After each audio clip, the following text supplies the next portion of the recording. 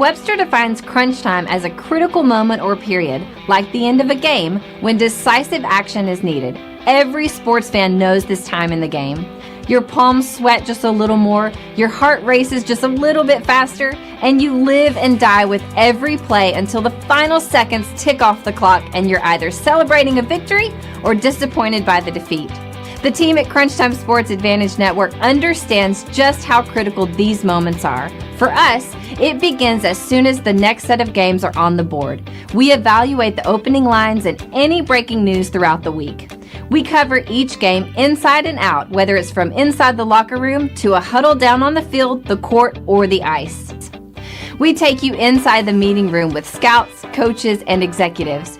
We have our fingers on the pulse of all the sports that we cover: the National Hockey League, NBA, college basketball, college football, and the National Football League. We are the Crunch Time Sports Advantage Network, and we're here to help you find your sports advantage.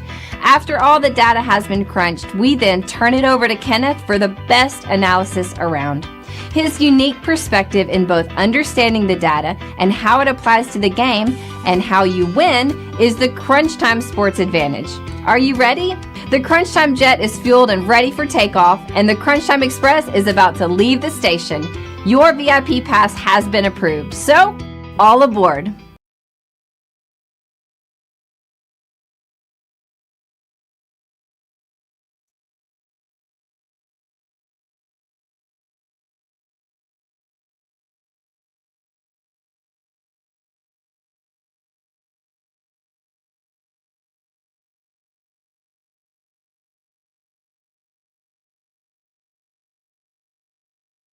Welcome to the 2024 College Football Team Autopsy Report.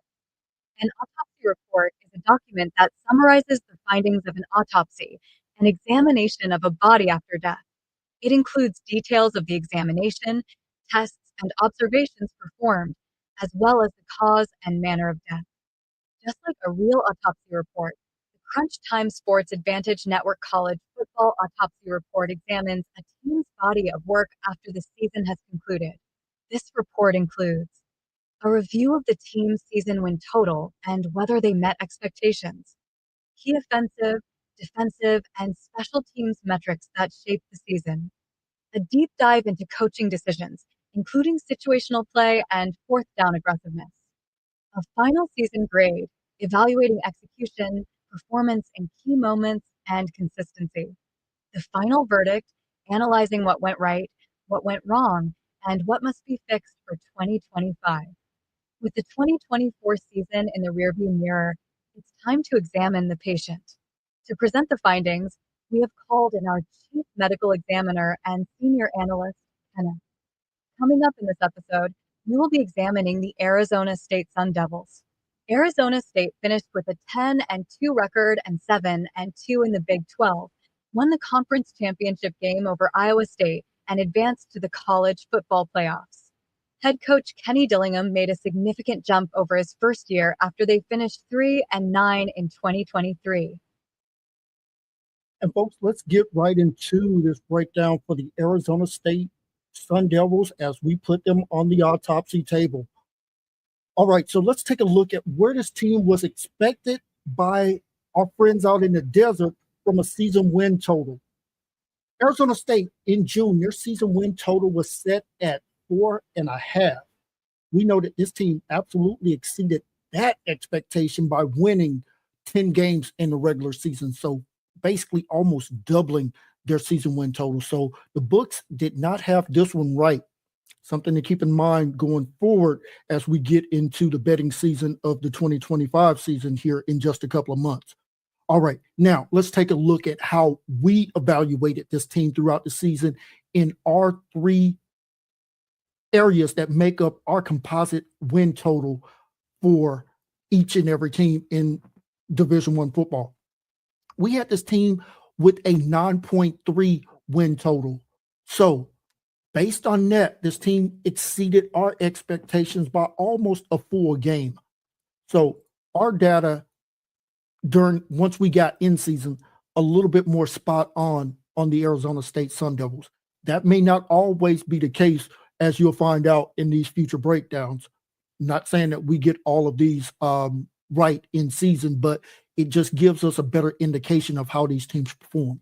Now, let's take a look at their strength of schedule. This is what you can control, and your strength of record, something that you can't control. So, Arizona State, strength of schedule last year, 19th toughest in the FBS, 5-6 was their strength of schedule percentage there. Now, their strength of record, this is what you can't control. How well do the teams that you have on your schedule, how do they fare throughout the year? Their opponent win percentage, only 474, 112th out of 134 teams last year. Key takeaway, Arizona State did exceed their win projection no matter how we stack it up. And what really boiled down to was their ability to perform well in close games and execute offensively made the difference. Let's jump into their offense from the 2024 season. Folks, my key takeaway from this team last year was strong execution, and this team was absolutely balanced from the run game as well as the passing game. They averaged about 33 points per game, over 420 yards of total offense, and 6.3 yards per play. When we highlight what were the strengths of this offense last year, effective running the ball to the tune of almost 190, let's call it 200 yards per game rushing. As far as this team being effective last year, this was the 14th most effective offense in our metrics in college football last year. And you want to talk about a team that absolutely got it done on third downs, one of the better teams in college football as far as being able to convert on third downs. Now, weaknesses, this team lacked a deep passing threat, and that's going to bear out in some of the metrics that I'm going to go over. And in losses, they really struggled from an offensive standpoint there. So I'll get into all of that here throughout the pod. And if you're watching on YouTube, you'll see some of the graphics that will be up on the screen here in just a moment. All right, let's take a look at this offense for the Sun Devils from last year. Now, I'll get into the metrics here after I give a quick overview of what kind of quality defenses did this team face last year. And that's always a great starting point. 68 Power 4 teams when you include the Big Four conferences and Notre Dame. So keep that in mind when I give out that number. Remember 68 there. As far as when we look at the average defensive power ranking that Arizona faced last year, you're going to see a lot of teams outside of that top 68. Wyoming, Mississippi State, Texas State, Texas Tech, Oklahoma State, and Arizona. So 6 of their 12 regular season games last year were against defenses outside of where we would expect your Power 4 teams to be ranked. That's telling me you beat up on a lot of teams that really weren't as good on the defensive scoring side of the ball. Something to bear in mind once we get into these numbers here. All right, let's give you the raw numbers versus how we looked at them when we adjust for opponents. As I talked about it, points per game, 33 points per game. When we adjust that for opponents, they dip down just a little bit to 31.4. So only about a 2-point per game difference there. Not significant. When we look at their passing per game, the NCAA average, about 227 yards passing per game. They were at 224. But when we adjust for opponents, it ticks up only about 2 yards per game to about 226. Now, their rushing yardage. NCAA average is about 160 yards per team. They were at 198.8. When we adjust for opponent, it goes up to 207 yards per game rushing, an 8 yard per different improvement um, when we adjust for opponents. And then their total yardage per game, 423. When we adjust that for opponent, it goes up to 433. So an additional 10 yards per game is what this team would have averaged, even if they were going up against a middle of the pack defensive opponent schedule there. Now, let's take a look at it. Yards per play, as I mentioned, 6.3 yards per play. Scoring drives ending with a touchdown or field goal, 48% of the time. And here's the most impressive number for me last year. This team drives ending with a touchdown, 42% of their drives ended with a touchdown. This team was converting almost 50% on third down. When you have a talented running back like they had, and I'll mention him by name here, Cam Scatterboo, as my good friends like to say, they had a Scatterboo and you did not. And Cam Scatterboo, fantastic numbers last year. I'm going to highlight his numbers here for just a moment, and then I'll go back to their quarterback, Sam Levitt, because we know it revolves around the quarterback. Cam Scatterboo was not just a running threat last year. Gave him something in the passing game.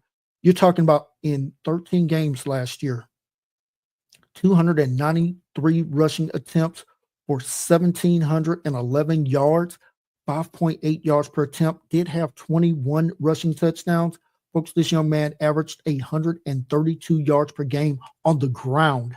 Now, he chipped in as a wide receiver, 45 receptions, 605 yards receiving, 13.4 yards per reception, 3 touchdowns. He averaged almost 47 yards rushing per game. For all of my NFL folks, if you can get this young man in the 3rd round or 4th round next in the draft coming up, you're going to be very satisfied with your team there for being able to pick up Cam Scatterboo. Absolutely love the physicality, the way he runs. He's a more athletic Mike Allstat that went to Purdue, start there with the Tampa Bay Buccaneers for years there in the NFL. Let's talk about the quarterback, Sam Levitt, because he will be back next year. Got some things that I need this young man to improve on, but did a fantastic job. 13 games last year, 216 completions, 350 attempts, 62% completion percentage, 2,885 yards passing, 24 touchdowns to 6 INTs, 6.9 touchdown percentage, and 1.7 INT percentage. Like that, 8.2 yards per attempt. Need him to bump that up a little bit more. Want to see this young man get to about 9.6 yards per attempt, because I do like the yards per completion, 13.4. Want to see him improve on that. Get that number up over that 14 yards per completion number there. That will absolutely make a significant difference there. Let's talk about the 3 E's, as I always talk about. How efficient, explosive, and effective your offense was, and then your overall offensive ranking. This team, from an effectiveness standpoint, 14th best in the nation. As far as explosiveness, and this has a lot to do with the run game, 17th. And as far as efficient, this team was 21st in the nation for us last year. Overall offensive ranking, 15th best offense in college football last year. Really impressed by that unit. Now, let's take a look at the defense here. And if you can move to the next graphic, thank you. Okay, now, defense, key takeaway. This team was tough in key moments, only allowing 21.3 points per game. Total defense, 337 yards of total offense, only allowed their opponents 4.5 yards per play. This team was strong against the pass, only 219 yards per game allowed, and very solid as far as red zone efficiency. This was the 38th ranked defensive team as far as our effectiveness rankings. I'll get to those in just a moment. Now, some of the issues that they had. They struggled against some top rushing offense last year, and in key situations, did give up some explosive plays. So let's take a look now. If you're watching on YouTube, you'll see those stats here, and then I will kind of go through them here for our podcast listeners.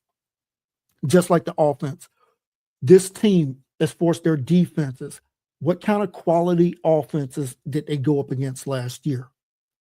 Well, when you look at the overall average for their opponents, about 50th. So they face some high caliber offenses there in the Big 12. Let's take a look at some of those teams inside of the top 68 as far as their offensive power rankings go. Mississippi State, Texas State was inside of the top 68. That team is outside of the Power 4 teams. Texas Tech, a top 10 scoring offense. Kansas, 23rd. Cincinnati, 42nd. Oklahoma State, 57th. UCF, 24th. Kansas State, 29th. And then finally, BYU was 41st. You're talking about 9 of their 12 regular season opponents inside of the top 68. So their defense faced much better quality offenses than their offense faced quality defense last year. Almost inverted there, if you will. All right, let's take a look here now at how did this defense stack up. I mentioned 21.3 points per game allowed. When we adjust for opponent, that goes down to 17.9 points per game. So almost a field goal better per game as far as their scoring defense goes. As far as their passing, 219 is what they allowed. When we adjust for opponent, that goes down to 181. So almost 39 yards per game better against the pass when we adjust for opponent. Rush defense was phenomenal. It only got better from where their number was. 117.5 when we adjust for opponent goes down to 106.6. So almost 11 yards per game difference to the good on that. When we look at their total defense, instead of that 337 that they were giving up, when we adjust for opponent, folks, that goes down to 288. Almost half of football difference to the good in that number. As far as their scoring defense, 32% of their opponent's drive ended with a touchdown. 24% ended with 24% of their drives ended with a touchdown. 32% of their opponent drives ended with a score. 39% on third down conversions, very respectable in that category, right on the average there. Now, coaching and special teams. In one game situations last year, 6-2, 5-2 in the regular season against quality opponents. Turnover differential plus 11. This was the 9th best team in college football when you talk about turnover differential. Now, let's take a look at how this team performed when they won 11 games last year. They averaged 35.8 points per game. 225 yards passing, 9.1 yards per attempt. Remember, I mentioned that. 14.3 yards per completion. They ran the ball 43 times per game for 209 yards per game when they won, 4.9 yards per rushing attempt. When I look at how this team looked when they lost in those 3 contests, only scored 22 points per game. They were throwing the ball almost 12 attempts more per game. I'll get into that in just a moment. Their passing yards, 244 per game when they won. The yards per attempt dips down to 6.7. Yards per completion dips down to 12.2. Their rushing game also struggled. Almost 40 attempts still per game, but it goes down to 166 yards per game. So a breakdown or summary, if you will, the difference in their offense when they won versus their loss. They were averaging almost 13 and a half more points per game. They were throwing the ball about 11 and a half times per game less. Their passing yards dipped about 19 yards per game, but their yards per attempt drops down 2.4 yards per attempt, and their rushing yards suffered. When they won, they were running the ball almost 43 yards per game more than when they lost. Now, let's take a look at the defense here. When they won those 11 games last year, the defense was only allowing 20.3 points per game. Their opponents were throwing the ball about 34 times per game for about 222 yards per game, 6.5 yards per attempt, 11.3 yards per completion. Their opponent averaged 29 rushing attempts per game. When Arizona State won, they only gave up 109 yards per game rushing to their opponents, 3.7 yards per attempt. Their opponent's total yardage, 332 yards per game, 5.2 yards per play. In their 3 losses, their defense was surrendering 31 points per game. Their opponents were throwing the ball 35 times per game, but the passing yards go up from 222 to 243. Yards per pass attempt goes up to 6.9. Yard per completion goes down, only 10.9 yards per completion. Their opponents ran the ball about 36 times per game when they lost. 126 yards per game is what they allowed. Yards per rush attempt, 3.5. Total offense went up to 369 yards per game, still 5.2 yards per play there. Now, the difference defensively when this team lost versus when they won. This defense gave up about 11 more points per game, about 21 more passing yards per game, and about 16 more yards rushing per game. So the defense actually stayed fairly consistent here. But the biggest difference when this team won, this team forced 18 turnovers. When they lost, in those 3 games that they lost, they only forced 1 turnover. That is a big swing there. All right, let's talk about what went wrong for Arizona State in 2024. Offensive inconsistency. Arizona State showed flashes of potential in the passing game, but failed to sustain drives and struggled against stronger defenses. Their offensive identity lacked balance, putting too much pressure on the passing game. Rush defense was a liability. The Sun Devils gave up too many explosive plays on the ground, allowing opposing teams to control tempo. They struggled to stop physical rushing attacks, which led to defensive breakdowns in key moments. Turnovers and mistakes. As I mentioned, Arizona State's negative turnover differential in those games that they lost cost them quite a bit, not being able to generate turnovers. And then in some key situations, kind of struggled on third down and red zone execution there. Key takeaways. Arizona State was competitive in stretches, but lacked consistency, discipline, and playmakers in the passing game. When we look at some of their breakdowns, this team in 1-score games was 6-2 last year, 75% winning percentage against quality opponents. They were 5-2, so still plus 700 in that category. Now let's get to the final grade here.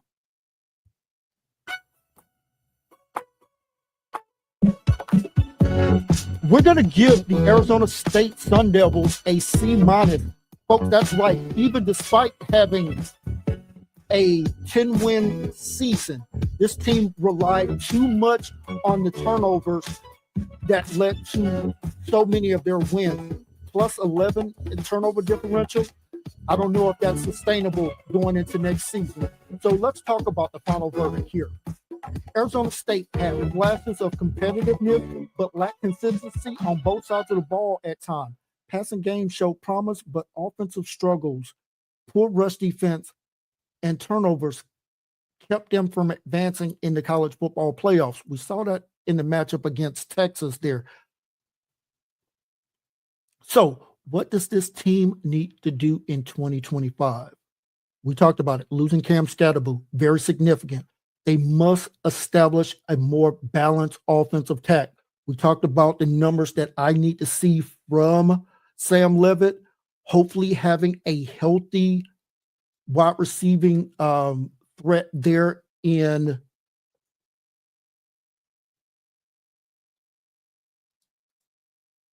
Jordan Tyson. We know that he was injured late in the season. He was really their only primary threat. 75 receptions, 1,100 yards receiving, almost 15 yards per reception, 10 receiving touchdowns, almost 92 yards per game receiving for Jordan Tyson. What's the second key for the 2025 Arizona State Sun Devils? They must strengthen the rush defense to prevent those big plays. And then finally, this team must improve on third down efficiency and red zone execution. Want to see them get even better than what they were last year. If Arizona State can improve in these key areas, they can absolutely compete for a conference championship and make a return trip to the college football playoffs here. That is our autopsy report for the 2024 Arizona State Sun Devils.